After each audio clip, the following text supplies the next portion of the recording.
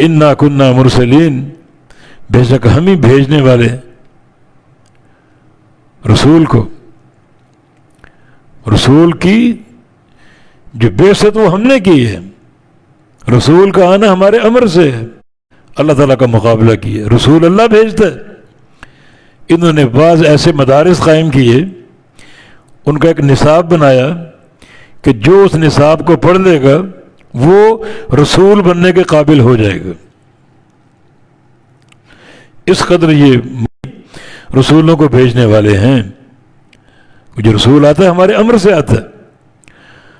اور رسول جو آخری محمد مصطفیٰ علیہ السلام، اس کی بعثت بھی ہمارے امر سے ہوئی. اور یہ امر کیوں ہوتا ہے؟ رحمت من ربک، تیرے رب کے طرف سے رحمت کی وجہ سے. رسول کی بعثت اللہ تعالیٰ کی رحمت کی بنا پر. اس کا معنی یہ ہے جب رسول آتا ہے کسی قوم میں تو اس قوم کی حالت ابتر ہوتی ہے. موسیقی اور جوئے کی مجلسیں، قتل و غارت گری.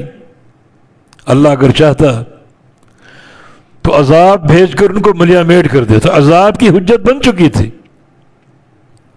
اللہ نے کیا کیا؟ عذاب نہیں دیا، رسول بھیج دیا. اور رسول کی بعثت رحمت من ربک، تیرے رب کی رحمت کی بنا پر.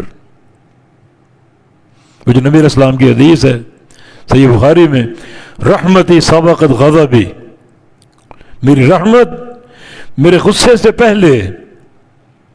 اللہ تعالیٰ قوموں کے ساتھ پہلا معاملہ رحمت کا کرتا ہے. حالانکہ غصہ وہ چڑھا چکے ہوتے ہیں، تو اللہ چاہے تو ان کو پکڑ لے اس غصے کے بنا پر. عذاب کی حجت ان پر قائم ہو چکی ہوتی، اور اللہ کیا کرتا ہے؟ رسول کو بھیجتا ہے. یہ اس کی رحمت کا معاملہ. فرمایا کہ انا کننا مرسلین، بے شک ہم ہی رسول کو بھیجنے والے ہیں یا رسولوں کو بھیجنے والے ہیں. کیوں؟ رحمت من ربک، تیرے رب کی رحمت کی بنا پر. مفعول لہو یہ رحمتن اس لیے منصوب ہے. رحمت من ربک، تیرے رب کی طرف سے رحمت کی بنا پر. حالانکہ عذاب بھیج سکتے تھے، عذاب کی حجت قائم ہو چکی، مگر ہم نے عذاب نہیں بھیجا، نبی بھیج دیا. تو نبی کی بعثت رحمت ہے. اس رحمت کو لوٹ لو، نبی کی پیروی کر کے، نبی کی اطاعت کر کے، نبی کی غلامی قبول کر کے. اور یاد رکھو کہ انہ هو السمیع العلیم، بے شک وہ خوب سننے والا اور خوب جاننے والا ہے. نبی کی بعثت کے بعد اللہ رب العزت تمہاری ایک ایک بات کو سنتا ہے، ایک ایک بات کو جانتا ہے، جانتا ہر وقت ہے.